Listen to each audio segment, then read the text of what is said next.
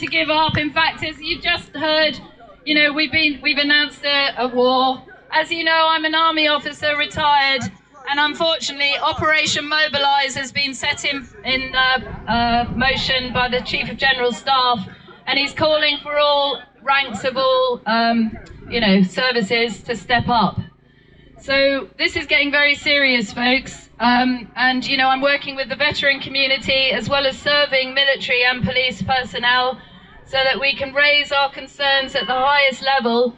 Because on the evidence, as you've heard us talk about, not only me, but other lawyers around the world, on our evidence, this is biowarfare, I'm afraid. I hate to say this publicly, but it is biowarfare.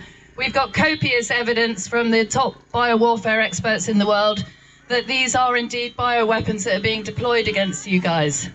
So as an army officer, I'm standing here serving and protecting you all because it really pisses me off. Sorry to swear, I don't normally swear, but I'm very angry at the moment. Members of my own family have been in. I know members of your own families have been in. And I'm getting terrible phone calls from people suffering horrendous reactions. And it's heartbreaking, because I love you all. And that's why I signed my name on the dotted line, age 24, unlimited liability to give up my life for you guys. And when people say to me, oh, you're ever so brave standing up here, really, am I? Is it that brave? My relatives were facing the gunfire at the Somme and Gallipoli whilst they were being bombed in their homes in London. That's brave. Standing up in front of your fellow country folk and telling them what's going on, that's not brave. That's the duty that we all owe each other, right?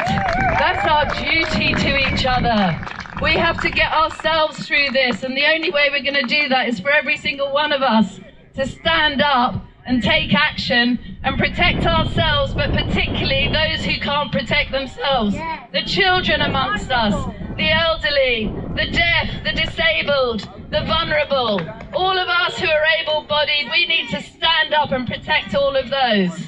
Okay, so I won't talk for long, but one thing that's really, really annoyed me is everyone still saying things like, well, the Magna Carta doesn't exist. I don't know what you're talking about. So I printed it off. I printed off some legal instruments here so that you can come and look at them, come and find me afterwards, and I'll prove to you that these documents exist. So, 1297, Magna Carta, there it is. Can you see it? Hang on. Right, can you see it? Magna Carta. Now you'll see that that's on legislation.gov.uk, where all of our statutory instruments are. There's the Magna Carta 1297. It's current statute law. And what it does is it binds the Crown, it binds the Crown agents, it binds everyone in society. It is a legally binding contract. And it was paid for by our ancestors with a 15th of their movables. And in contract law, that's due consideration, which creates a binding legal contract. Now this binds our current majesty, and it binds all the Crown agents.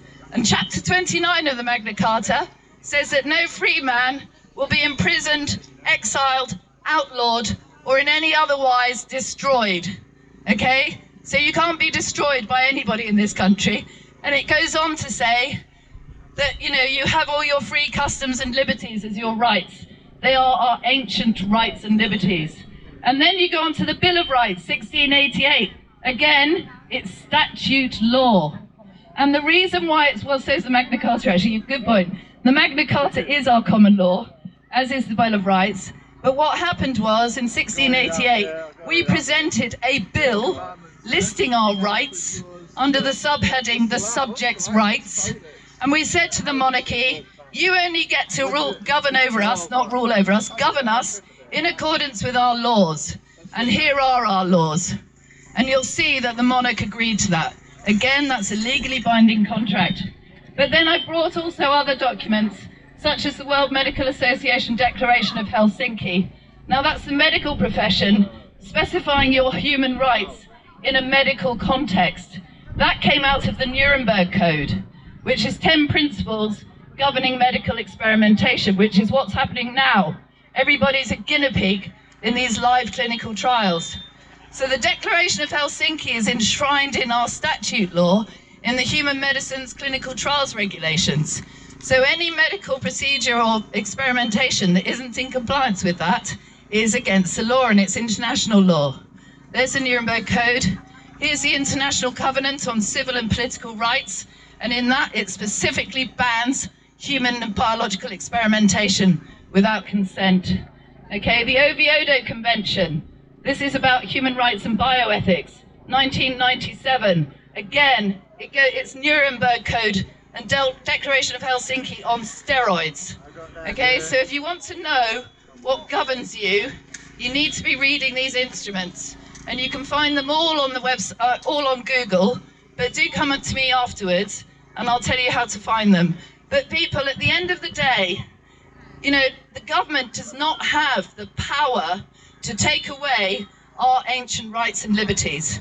Okay, they have the right to amend certain rights, to clarify them, or to expand on them, and certain rights can be limited in certain situations. For example, the freedom of speech.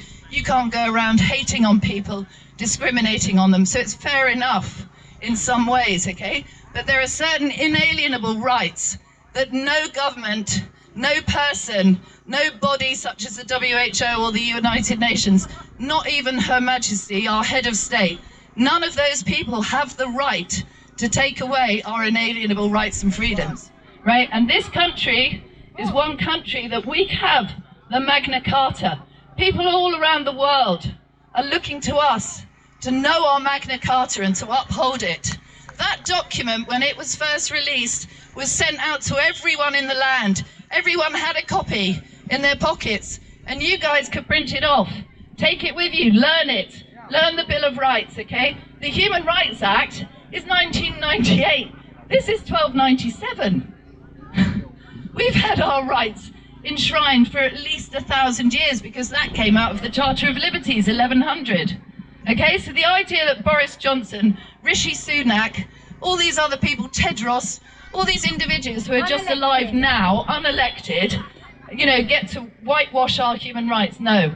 Absolutely not. So I want you all to fully understand that and, you know, hold those rights. Our ancestors have fought and died for those. Okay, so we're in the next war, folks, but, you know, have your rights. Thank you. Thank you so much for listening.